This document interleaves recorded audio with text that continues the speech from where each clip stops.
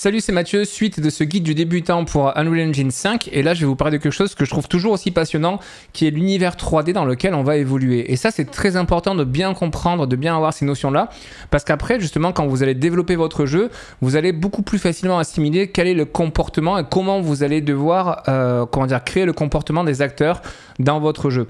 Qu'est-ce que je veux dire par là? Tout simplement que dans l'univers 3D dans lequel on évolue, et je vais vous le montrer tout de suite pour que ça vous parle davantage, inutile de faire ce que je suis en train de faire, hein, c'est vraiment pour illustrer.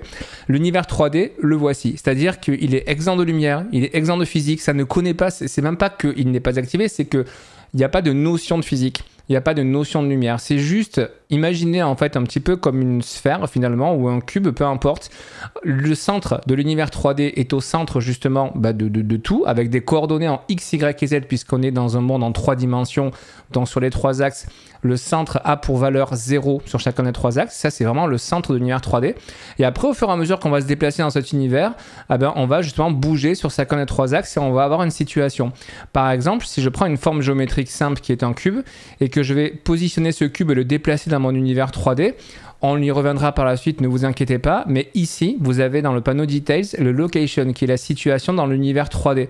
Et vous voyez que quand je vais déplacer ce cube dans l'espace, dans l'univers 3D, on a bien les valeurs ici qui vont évoluer. Donc ça, c'est valable pour la situation dans l'espace, qu'on appelle le location. C'est valable pour le rotation aussi, c'est-à-dire les valeurs de rotation de notre objet dans l'univers 3D. Et c'est valable également pour le scale, c'est-à-dire la mise à l'échelle. Et donc ça, il faut bien comprendre que chacun des acteurs qui va être disposé dans notre univers 3D va non pas tomber dans le vide, il va juste être positionné. Il n'y a pas de notion de physique, c'est après qu'on va rajouter ça justement. Ce sont des technologies qui ont été développées dans le cadre d'Unreal Engine par l'équipe d'Epic Games et qui vont nous permettre d'activer effectivement la physique avec la technologie qui est le moteur de physique qui s'appelle Chaos, qui va nous permettre de pouvoir éclairer aussi avec notamment la Global Illumination qui s'appelle Lumen dans le cadre d'Unreal Engine. Là par exemple, si je viens ici et que je rajoute une lumière, donc un point light juste à côté, vous voyez qu'on a bien l'éclairage qui commence à prendre forme ici et on va dans le cadre d'un jeu que l'on va créer, justement rajouter élément après élément, technologie après technologie, tous les éléments que nous souhaitons pour créer notre environnement avec l'éclairage que l'on souhaite avoir.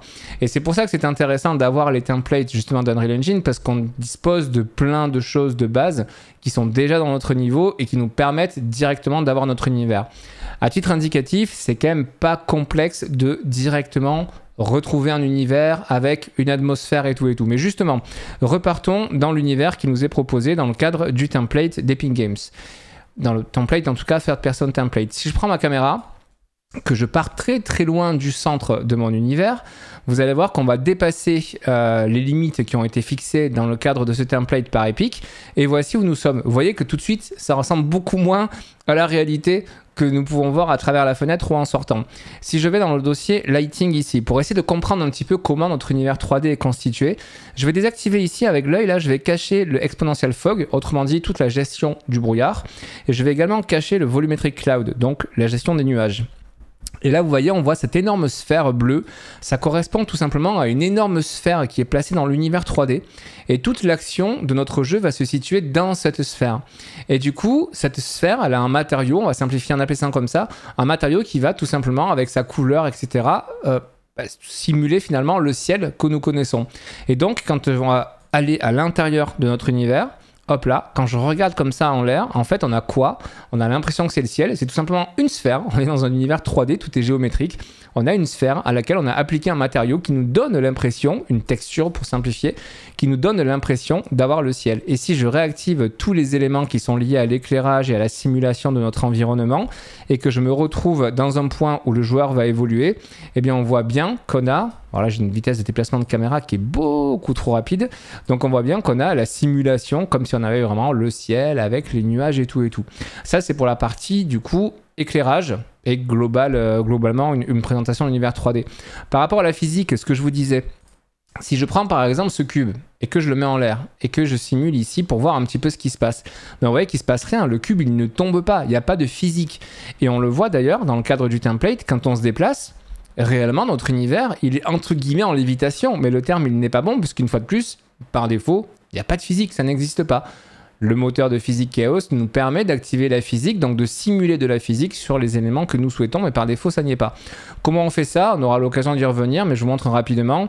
Je sélectionne mon acteur, je viens ici dans l'onglet Details, et dans l'onglet Details, dans le panneau physique, je viens simuler la physique. Et maintenant, quand je vais simuler, on va bien avoir notre acteur qui va tomber, puisque pour cet acteur-là, la physique est simulée.